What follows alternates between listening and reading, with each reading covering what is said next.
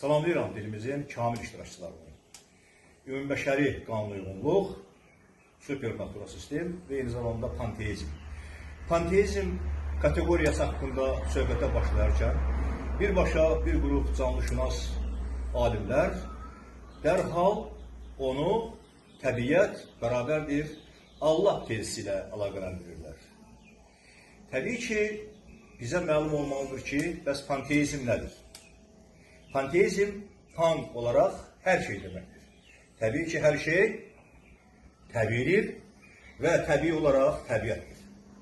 Belə ki, amma bir şeyi biz nəzərimizdə qaçırmamalıyıq ki, bir ifadə və varlıq olarak bir şey, her şey ve eyni zamanda ilkin başlangıç olarak bir şey, her şeyin özüdür.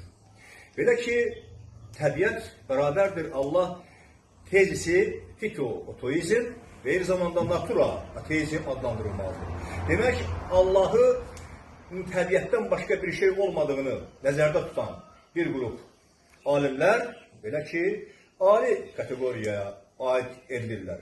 Ama bütün bunlara bakmayarak Allah təbiətdirsə, təbiətdir Allah diyenler de vardır. O cümleden təbiət Allah ola bilər. Amma Allah təbiət ola bilməz. Necə ki, din elm ola bilər, amma elm din ola bilməz. Çünki din daima Allaha çatmaqda, Allaha qovuşmaqda özünü əks etdirir. Amma elm isə təbiətdə özünü əks etdirir.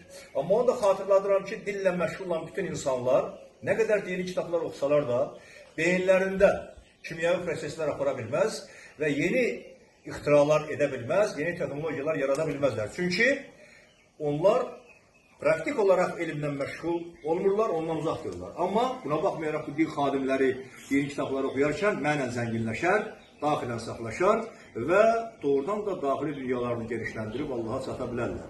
Ümumiyyətlə təbiət ümumi olarak bərabərlik olub geri dönməzdir. Çünki eğer bir şey öz-özünə ve aynı zamanda diğer bir şeyin hesabına yaranırsa, tabii ki bu her şey demektir. Yani bir şeyin her şeyde olması demektir. Odur ki bizim faaliyet gösterdiğimiz bütün kanun uygunluklar, olduğumuz her işin gelişinde bir şeyde ne varsa demek her şeyden vardır. Demek eğer bizim dərk ettiğimiz Allah doğrudan da öz-özünü yaradıbsa, öz-özünə mövcudtursa, onda her şeyin özü de Allah'tır.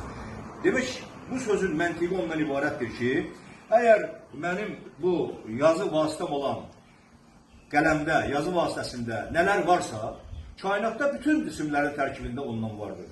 Eğer bir şeydə nə varsa, demək hər şeydə ondan vardır. Odur ki, bütün elm xadimləri, istər din xadimləri, eğer Allah'ı instinkt olarak qəbul edirlərsə, bu dərk edilməzdir. Yox, rasyonal olarak dərk edərlərsə, onda toxunduqları hər bir şeydə, fikirləşdikləri hər bir ideya fikirlərdə Allah'ı duya biləcəklər. Çox ateistlər deyir ki, biz Allah'ı tanımırıq, Allah yoxdur. Amma onlar bir şeyi uydurlar ki, yoxdur sözünün özündə də, ateist sözünün özündə də Allah vardır. Diqqətinizə görə sağ olun.